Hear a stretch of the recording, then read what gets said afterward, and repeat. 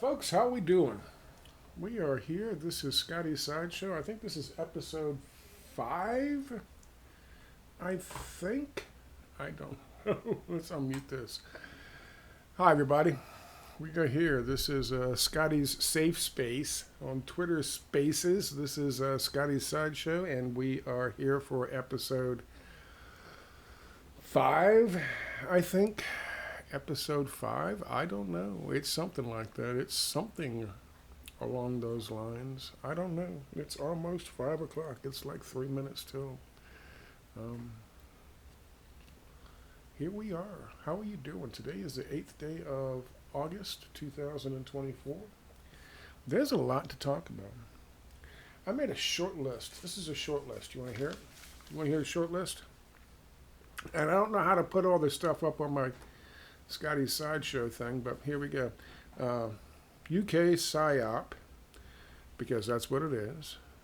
Scott Ritter being arrested by, or being investigated by the Gestapo. Kamala and Tim, what a dream fucking combination that is. Venezuela, the election that took place there. Ismail Haniyeh, who was assassinated. Yahya Sinwar, he's going to take his place. The United Democracy Project. United Democracy Project. That's right, we have democracy, and it's united with glorious Israel.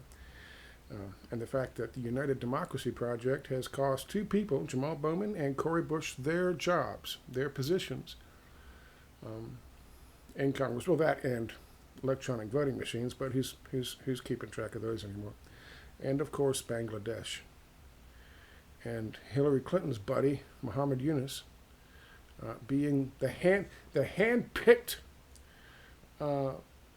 favorite to take over the country by the old millennials.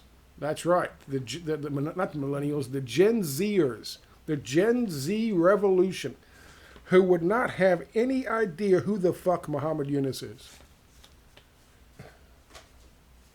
On a good day, you couldn't ask somebody who's a Gen Zer in fucking Bangladesh, who the fuck is Muhammad Yunus 5 days ago, 6 days ago, and they would have any idea.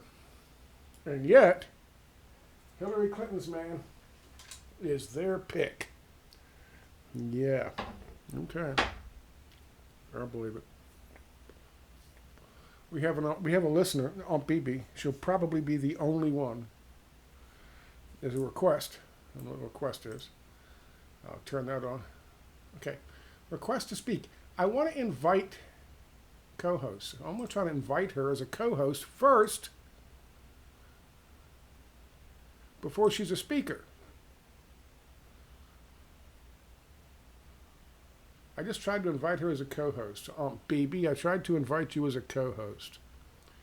Now, you are a co-host. Can you speak? Oh, yes, I can Jesus now. Christ, I couldn't at God, first. Jesus. Oh, my God. Yeah. All right, I'm going to turn your volume down. There's always a delay in this. I'm going to turn your volume down just a little bit. You blew my ears out. How you doing, AuntBB? I did? Good. I know you're very happy about that. How you doing, AuntBB? I'm fine. How are you today? I am doing, yeah. That kind of says it all. My infection Come is see. back. The term is come see, come sa. My infection is back. Oh, no. Yep. So it's a mukbang video. The knees are talking and they say, I don't know. Okay, since nobody else is here and nobody's listening, we can talk about some stuff, personal stuff nobody will know about. I just want to give you an idea of where I'm at right now. To be honest. Let's be honest, okay? Brutally honest. Brutally honest. Listen, I had 2 fucking doctors tell me, it's fine. I know. You got a little infection, it'll be fine. Just go get those knees operated on. That could have really fucked up my knees. It could have fucked up the work that the surgeon, the orthopedic surgeon did, and If the infection got bad enough and living by myself, I didn't do anything about it, Hmm. the word sepsis becomes a I know. concern. I was Right. thinking that. Yeah. So, I mean, I could have really ended up in a much worse place. I know. Okay, now good on the fucking orthopedic surgeon to bypass the $40,000 he would have made for those 2 hours of work, Hmm. and now waiting for me to be free of this stuff. Hmm. Let me tell you something, without mentioning names. What he said was, or what their office said was, this past Well, Monday. What their yeah. office said was, you need to get a doctor, a MD, to sign off on the fact that you are no longer infected with any of this, with this Yeah.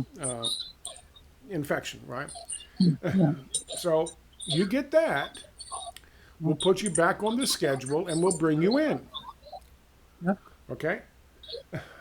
I had a doctor, one of those two, tell me, all you got to do is finish taking the fucking antibiotic course that I was on, Yeah. and I will write a letter saying you are no longer Yeah. infected without even seeing Yeah. me, I, and I send know. me back to the fucking orthopedic surgeon Yeah. without even seeing me. Turns out I finished that first course of antibiotics. Hmm. I still have an infection in my chest. I could have yesterday contacted that doctor, and today I would have been talking to the orthopedic surgeon, setting up, you know, Yeah. maybe somebody cancels, and 10 days from now, I'm getting chopped up again. I'm on the table, getting my fucking new knees. Yeah.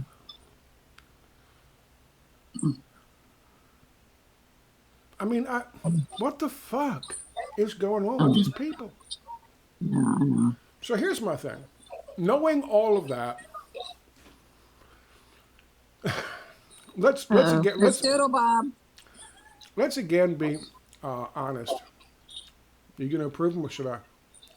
I got him. Okay. I'm trying. I'm trying. Let's be honest. I'm trying. Okay. Okay. Let's be honest. Hi, DoodleBob. Hi, Scott. Hi, BB. I. Let's be honest about my situation.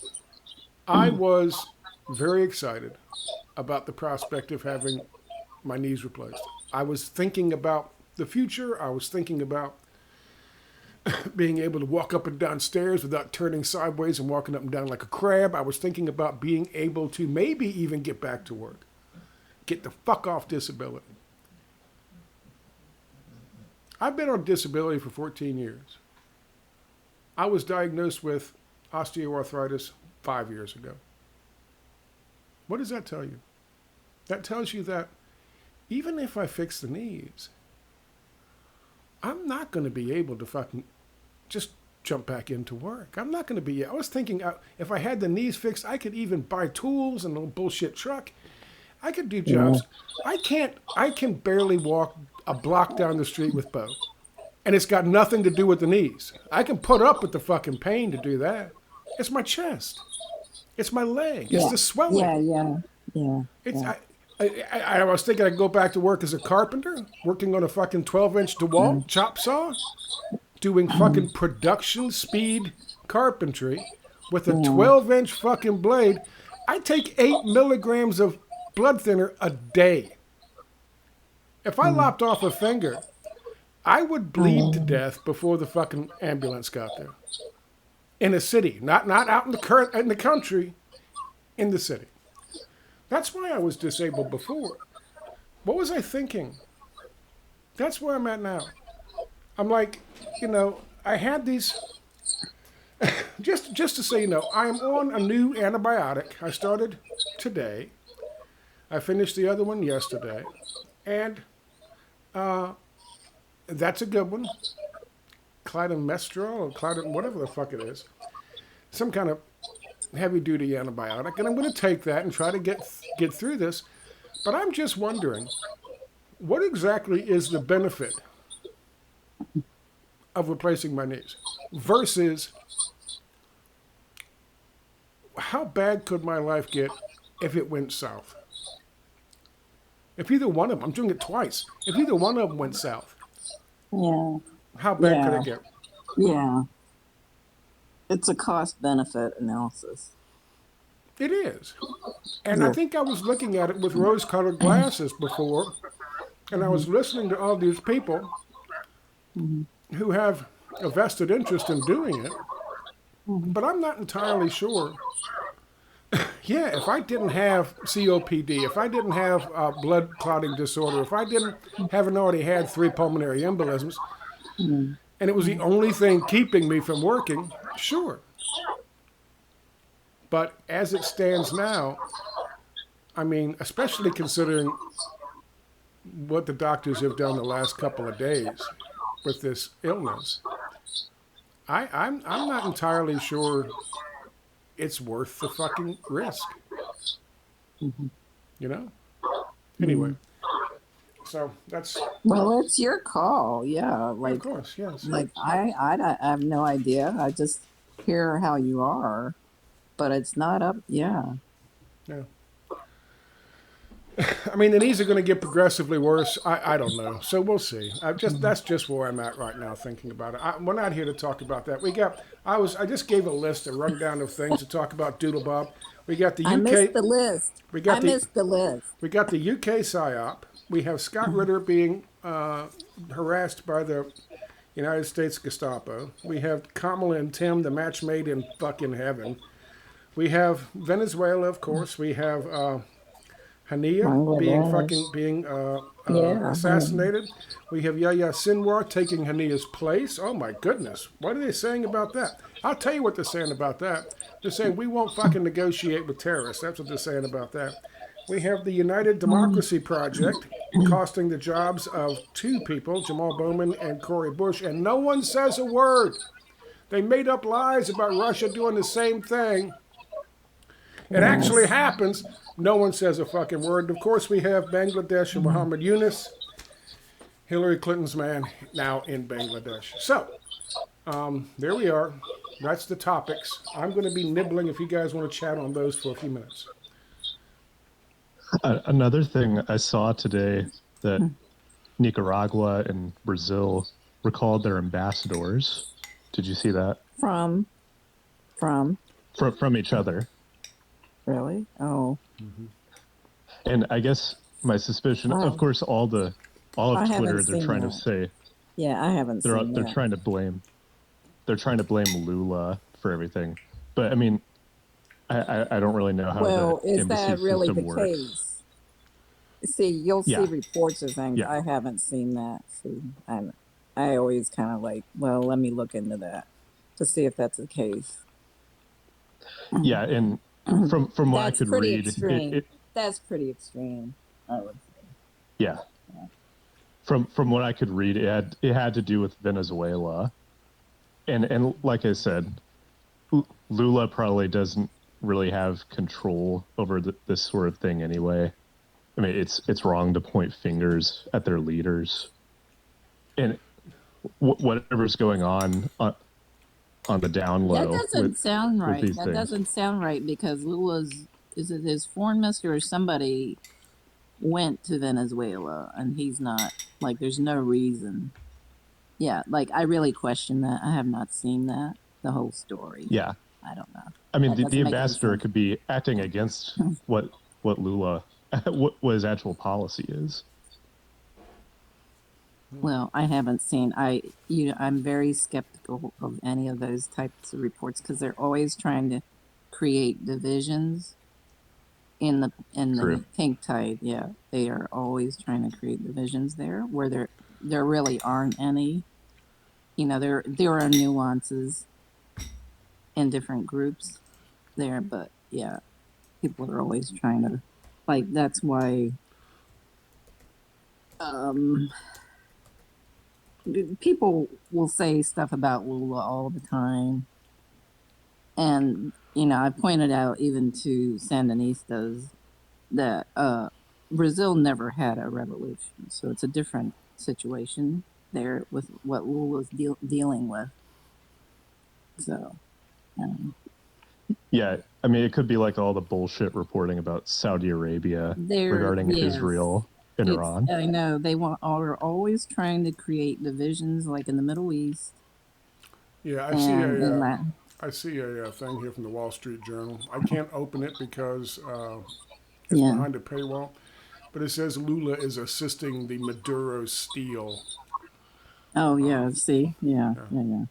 Yeah. The Yeah, of July course. 28th presidential election in Venezuela is causing trouble for Brazilian President Lula da Silva. Um, Hmm. so, and Yeah. Lula opposes alarmism about Venezuela 8 days ago. So yeah, I mean, I think it's Le Monde, on the other hand, it says there's a rapprochement between Brazil's Lula and Milei in Argentina during the Venezuelan crisis. That's 19 hours ago. No, So now that's they're trying to bullshit. It's smear all. by Yeah. association. Yeah. It's all bullshit. The Yeah, mainstream media is really garbage, and they push this stuff. You know, the alt media they're just a fucking joke. especially Le Monde. Well, that Le Monde is mainstream French media. Le Monde. Right. It's an old outlet. It's a Yes, very old. I know. I know what Le Monde is. Then. Well, no, I thought you were saying that was suggesting it was alt media, Nope. but that's the mainstream. Yeah. Anyway, yeah, I just there's so much bullshit pushed about trying to divide uh leftist governments in Latin America, just constantly trying to push this bullshit. And I always am very skeptical of this stuff. Um, you know, oh, Scott, you were talking about the Organization of Islamic Cooperation.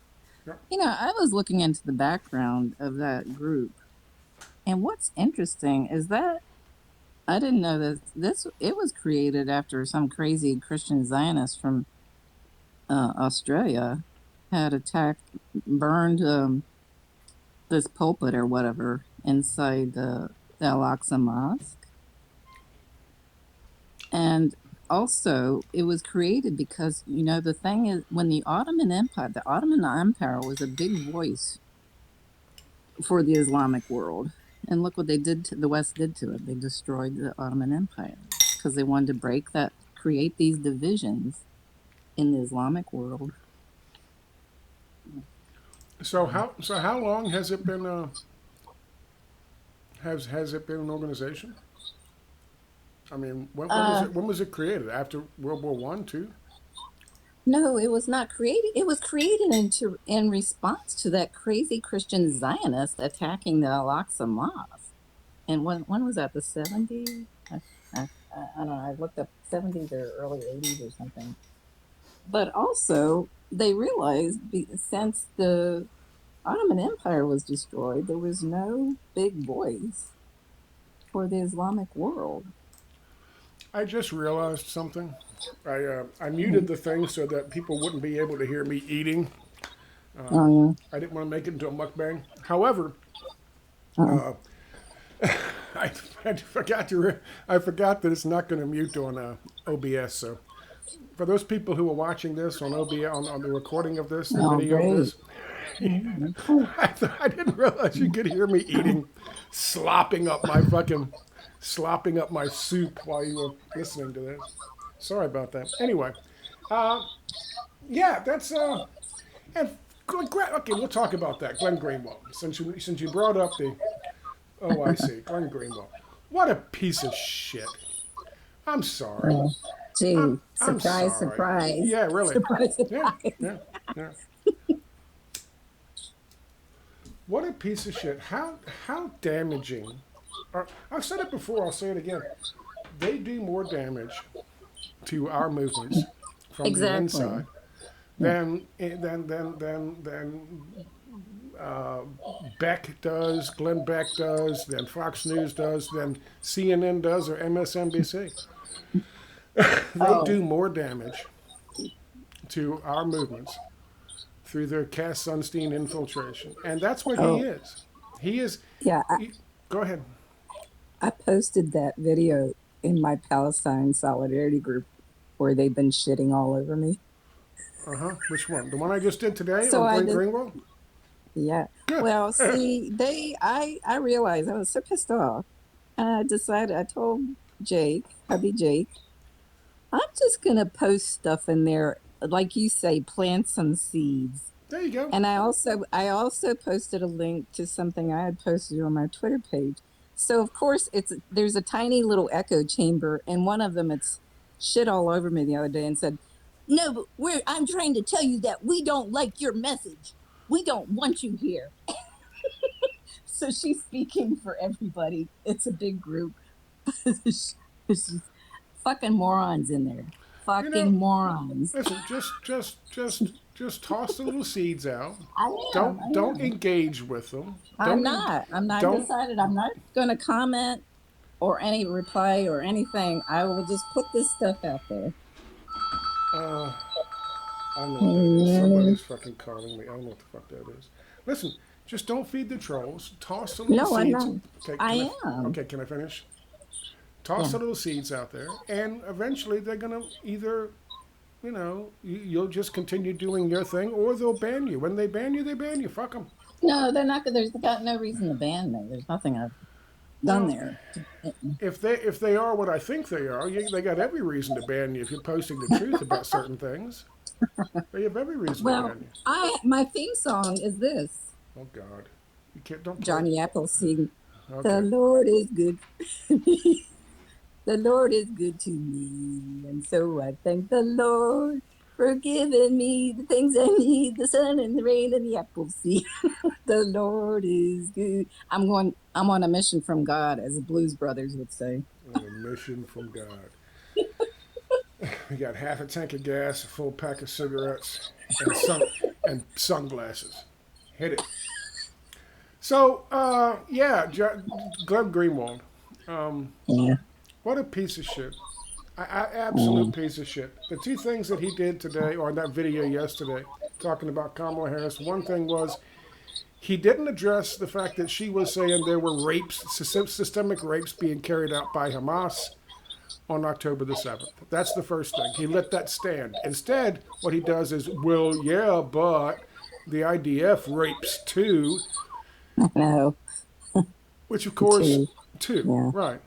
So, but he lets that stand. And the other thing, which was, of course, he didn't mention, he didn't address the obvious truth now, which was the IDF killed a lot of the civilians on October the 7th themselves. He never mentioned any of that. He never mentioned any of that. He's just. I don't even pay And then any of course, attention to him the because he biggest thing that he said was that the two-state solution is impossible. Why? What did he give as an example? What was his argument? Because they've already expanded some of the settlements, so there you go. There it is. And he left it at that, went on. That's the most damaging shit. He had 35,000 people views on that video at that point. And even if only half of them just listen to those two things and internalize them. A, Hamas raped people on October the 7th. Didn't happen. B, two-state solution can't happen. Well, all the members of the OIC, 145 members of the 192 member states of the United Nations already say Palestine is a state. Palestine in 2012 was allowed to join as a state in waiting, a member state in waiting, an observer state. You don't get to be an observer state if you're not a fucking state. They're already a fucking state. They're already a nation state. But 35,000, maybe half, believe his bullshit in one ear, out the other, and a little bit sticks. Oh yeah, Hamas raped people on the 7th, and they can't get a state.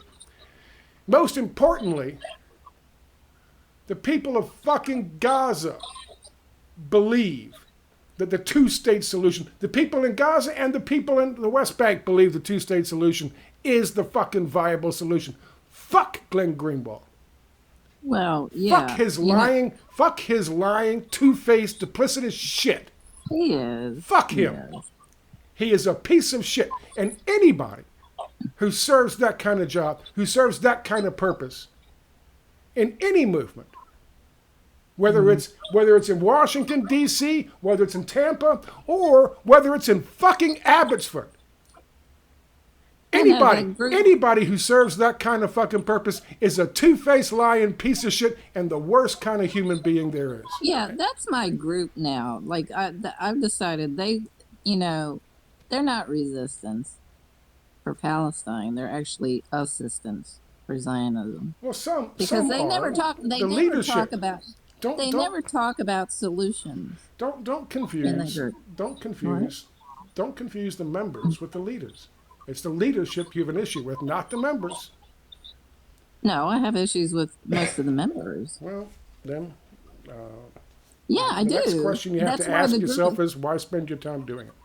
Plant the seeds and get out. I'm at that point. I'm at that point. Yes, I know, because they never talk about. They go on about the things that are obvious. Yeah, gee, these people are just really so fucking slow and stupid. They don't talk about solutions in that group. I'm always saying, what can we do locally? Like the school district here, they're starting a new Zionist curriculum. Like, what the fuck is this? And they don't talk about solutions. They don't talk about the state of Palestine and that Palestine needs that recognition from the West and Israel. They need a viable government. They don't talk about fucking solutions in that group. They're just pathetic. I'm sick of them. And I am at that point. I am at that point. And they are pushing that. They push that bullshit about Bangladesh, and they shit all over me when I question that. And I said, why are you doing this? This is a Palestine side. Oh, intersectionalism. It's all about liberation and self-determination around the world. And I said, what are you talking about? That was a U.S. coup. This is the group, the state of the group. And they're also pushing this Samadoon in Vancouver, which is, I know it's an operation to piss people off, not to win people over. And they're posting events connected to that group in Samadoon to piss people off. Like, what the fuck? That group has just gone off the rails. It really has. Well, this is cognitive infiltration. Yeah, it is.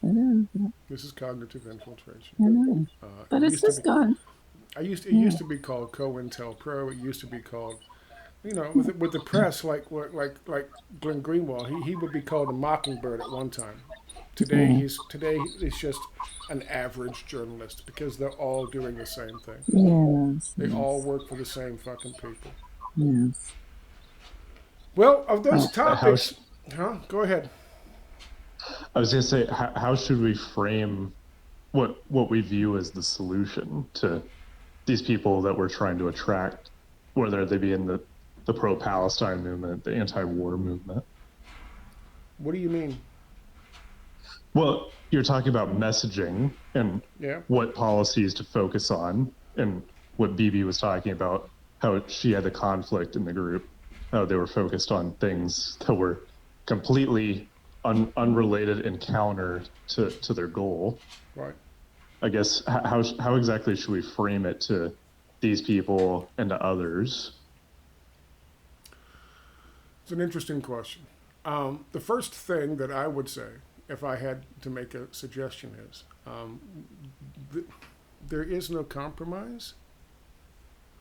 There is no you don't negotiate with terrorists, and by that I mean. When they say, oh, yes, we need to stop the thing in Gaza as too many kids have been killed, but they were raping people. They did all this dastardly stuff, and they went there like animals and raped people. And Hamas is a terror organization. I think we have to fucking draw the line. We have to draw the line. It's too convenient for people on the fake left to get the views, but then to also say, yes, but Hamas is a terror organization, which nullifies every other fucking argument, because they're a terror organization and they have to be removed. There has to be a regime change. We have to stick with We learned this with the 9/11 Truth Movement. At least I did with the 9/11 Truth Movement. You cannot fucking compromise. People would say, I had people in the Truth Movement, Stephen Jones, Greg Roberts, directly communicating with me back in the day when I was saying we must test the fucking dust for high explosive residue. Nobody has done that. And they're like, well, that could be good, that could be bad, because if we do the test, we have to admit that we did the test, and then if it turns out negative, it's going to look bad for us, so we won't do it. It doesn't matter.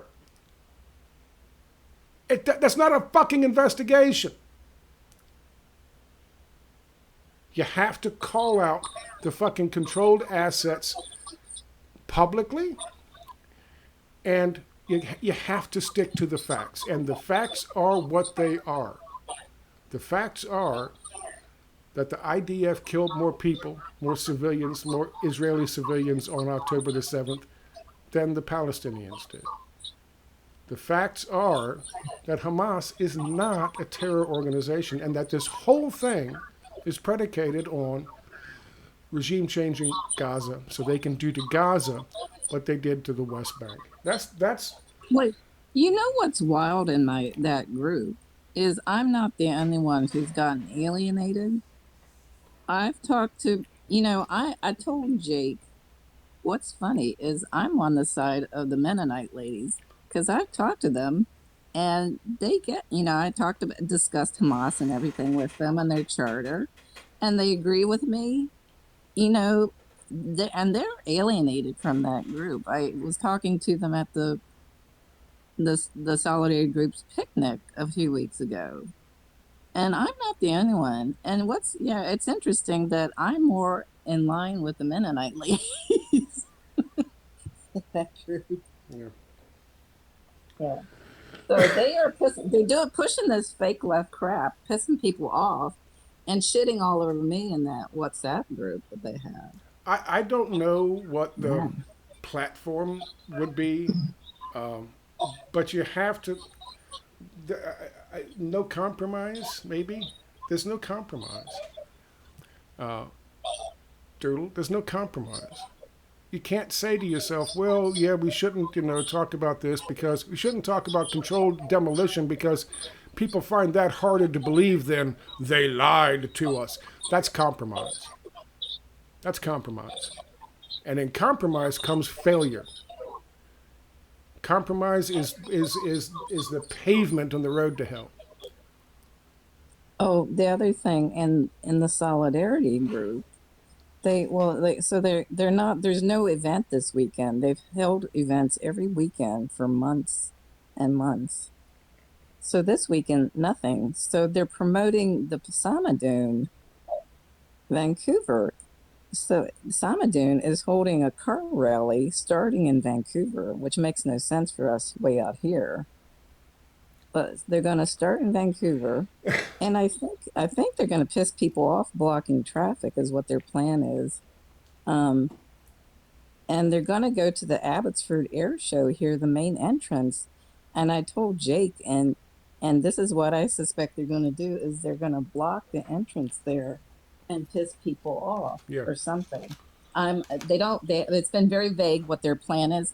Also, in the group, it was indicated that Samadoun is going to has at least a couple other events planned for the weekend, but you have to contact one of the admins, moderators in the WhatsApp group to contact Samadoun to find out what those plans are.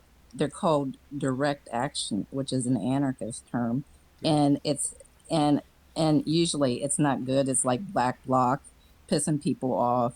Yeah. I don't know. It's not good. So, Doodle, I don't know. What do you think? Do you have any suggestions into the platform to attract? I mean, because honestly, we are quote unquote the fringe. You got Young Turks, you got all these people. They're all on board. Kyle Kalinske, millions of fucking viewers. But they're all on board with Hamas as a terror organization and should be regime changed. And October the 7th was, they were just animals raping and doing.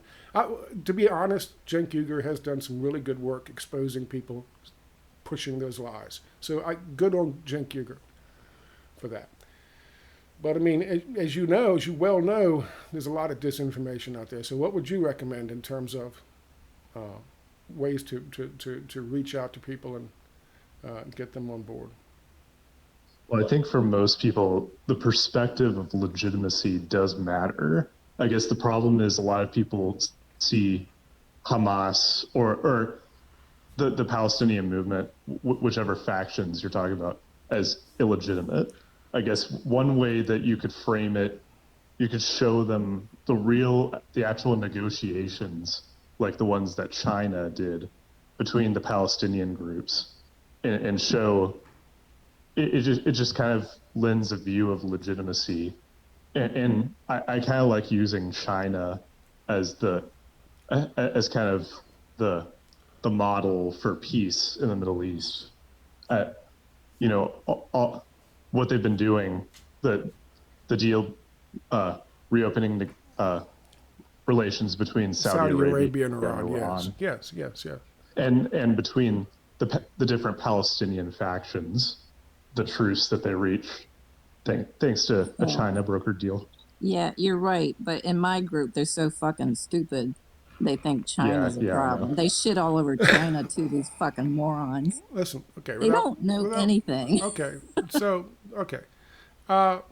Here's what I say to that. It's okay, yes, that's a good way to do it. And I've been doing it on my website for quite some time.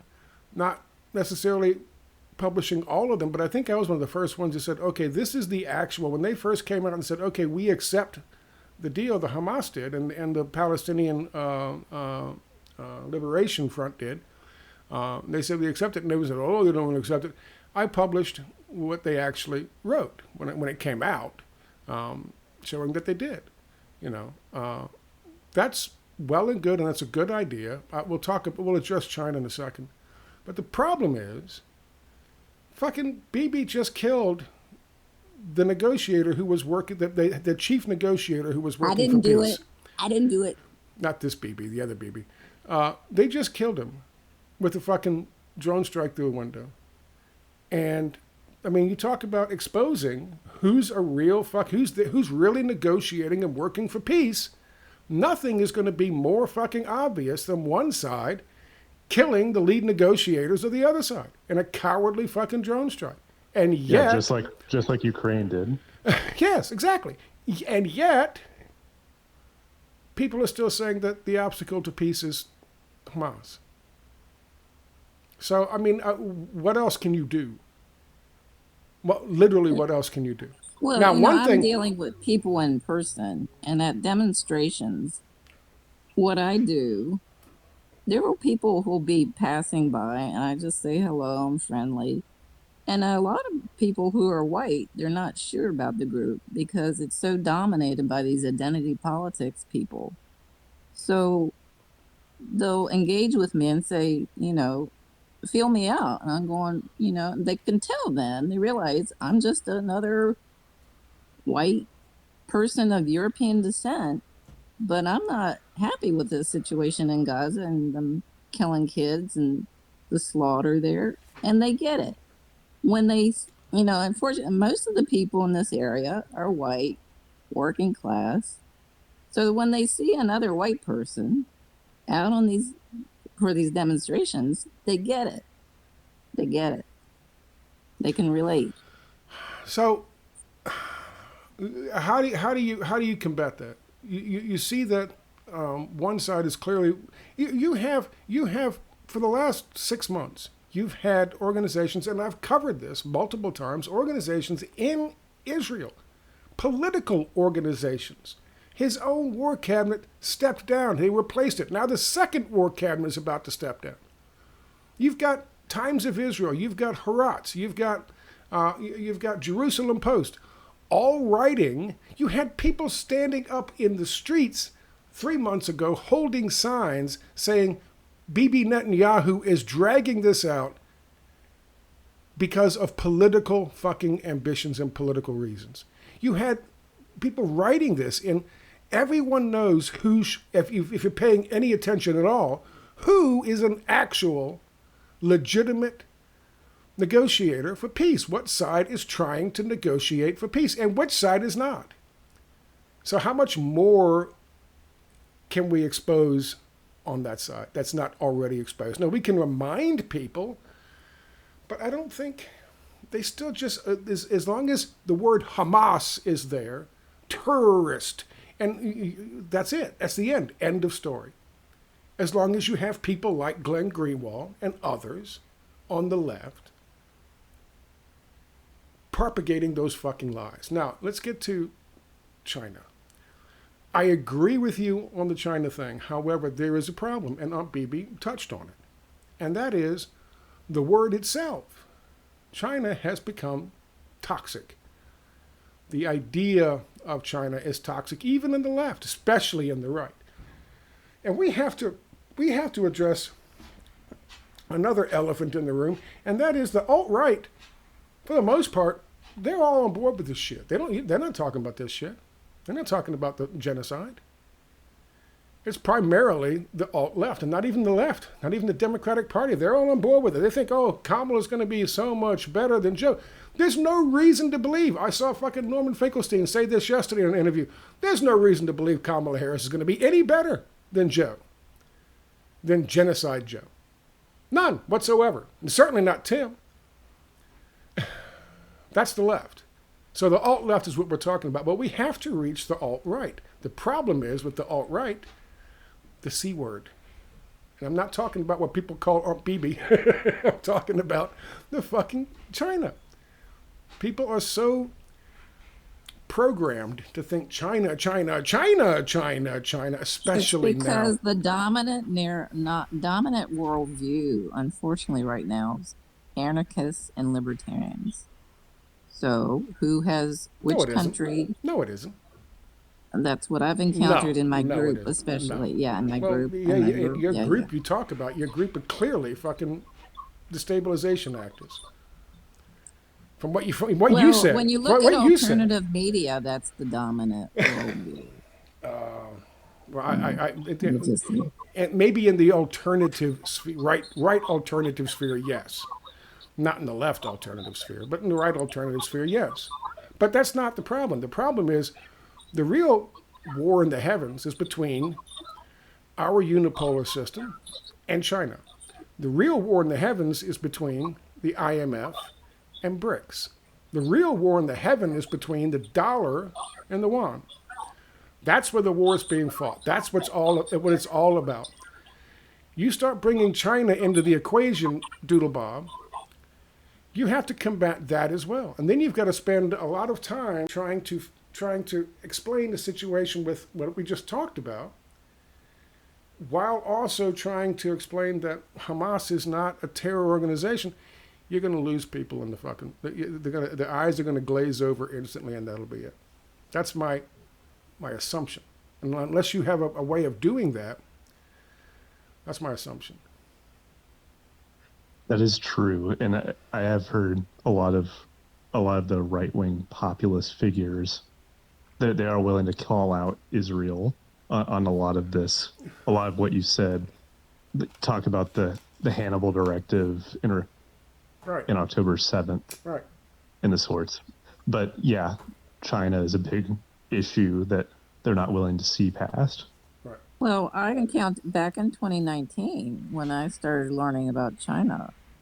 Who was flipping out and blocking me on Twitter? An old account.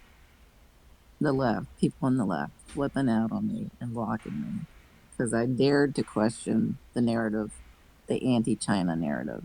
Yeah. Remember, it is to some degree also the left, because remember the whole Barack Obama's pivot to Asia. What was that based on?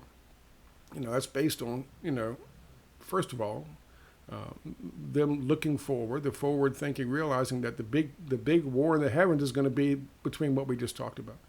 They saw it coming. They had to pivot to Asia in order to build up strength on the Pacific Rim with all these smaller countries so that they could pressure China into acquiescing to the unipolar system. You know, Well, that on was the left, at Tiananmen, it wasn't monolithic. So, what's funny, hilarious, Jacobin magazine, which is supposedly leftist, they have an article about how Tiananmen was a socialist revolution. And that's the view of this Bangladesh thing. yeah. People thought, oh, this is the left rising up and overthrowing a tyrant, Hasina. We'll get to Bangladesh in a second. That's a good question, Doodle, and something we have to think about and talk about, I guess. I don't ever view my work in terms of movement, in terms of part of a movement. I've always viewed my work simply as journalism, you know, and hopefully people, get something from it and they move on and maybe it has an effect on theirs. Ever since the 9/11 thing I was involved in, the truth movement, I really don't, there was the whole Bernie Sanders thing and people were like, this is a movement. I'm like, no, it isn't. There was a whole Barack Obama thing in 2007. This is a movement. No, it isn't. I don't do movements.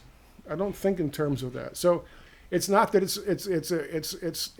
it's a very smart way of looking at things. And if I was better at what I do, maybe I would consider it.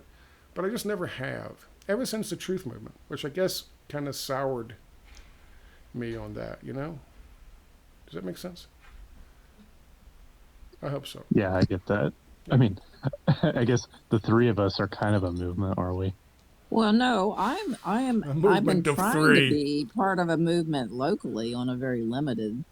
And so, I had issues, but it's just gone from bad to worse, Yeah. and it's just, there is no movement. It's just a little echo chamber. I have to correct myself. Occupy. I saw myself as trying to help contribute as in my little way from my little keyboard and computer screen. I tried to contribute to that movement and I guess the yellow vest movement. These were legitimate fucking movements. That Yellow vest in France. There was a yellow vest here in Canada, which was bullshit. yeah, Those people copied that yellow vest. yeah. Yeah. Let's get to Bangladesh after we talk about the United Kingdom. You guys have any ideas on what's going on in the United Kingdom? Anybody do? Anybody want to? Any of you who are listening want to speak up? So, all you have to do is ask. I just want to say ciao, Luca. Ciao. So actually, Buongiorno. Buonasera. Doodle? So,